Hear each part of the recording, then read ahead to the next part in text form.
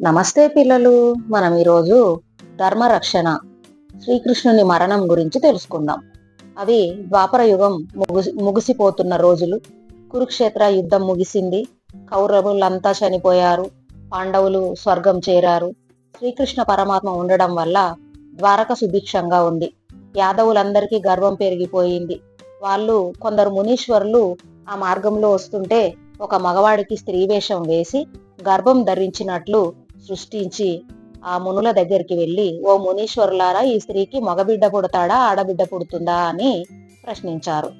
అందులో ఒక ముని వారి అహంభావాన్ని గుర్తించి బుద్ధి చెప్పాలనుకుని నిర్ణయించుకొని, మూర్ఖులారా, వీడికి ముసలం పుడుతుంది. ఆ ముసలం మీ యాదవ కులాన్ని నాశనం చేస్తుంది అని చెప్పించాడు. వాడి కడుపున రోకలి పుట్టింది. వాడు చచ్చిపోయాడు. యాదవులంతా కంగారు పడిపోతూ మహారాజు అయిన బలరాముడి వద్దకు వెళ్లి జరిగిన విషయమంతా చెప్పారు. బలరాముడు ఆ ముసలాన్ని అరగతీసి సముద్రంలో కలిపివేయమని ఆజ్ఞాపించాడు. అలా అరగదీస్తూ ఉండగానే ఆ యాదవులందరిలో వాళ్ళకే కలహం పుట్టి యుద్ధం చేసి వాళ్ళంతా చచ్చిపోయారు. రోకలి అరిగిపోయి చిన్న ఈటెలాగా మిగిలింది. ఆ విషయం తెలిసిన బలరాముడు ఏం చేయాలో తెలియక శ్రీకృష్ణుడిని పిలిచి, కృష్ణ, ఇప్పుడు ఏం చేయాలి అని అడిగాడు.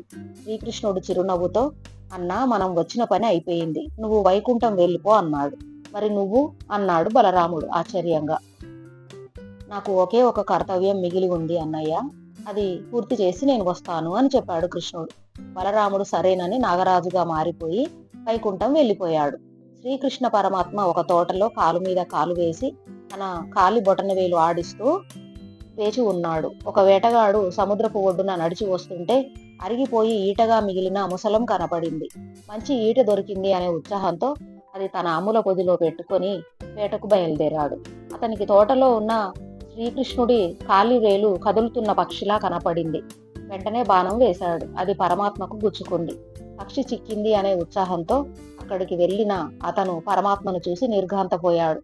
వెక్కి వెక్కి ఏడుస్తూ, పరమాత్మ, నేనెంత పాపాత్ముడిని, శ్రీమన్నారాయణుడి అవతారమైన నిన్ను బాణంతో కొట్టానా అంటూ ఆయన పాదాల మీద పడ్డాడు. శ్రీకృష్ణుడు చిరునవ్వుతో, లేదు నాయన, ఏడవకు, నేను నీ గురించే వేచి చూస్తున్నాను అన్నాడు. నా గురించా? ఎందుకు స్వామి అడిగాడు వేటగాడు. పూర్వజన్మలో నువ్వు వాలివి, నిన్ను ఎదురుగా ఎవరూ జయించలేరు. మృగయా వినోదం క్షత్రియ కులధర్మం అనే నెపంతో శ్రీరాముడిగా చాటు నుంచి నేను నిన్ను సంహరించాను.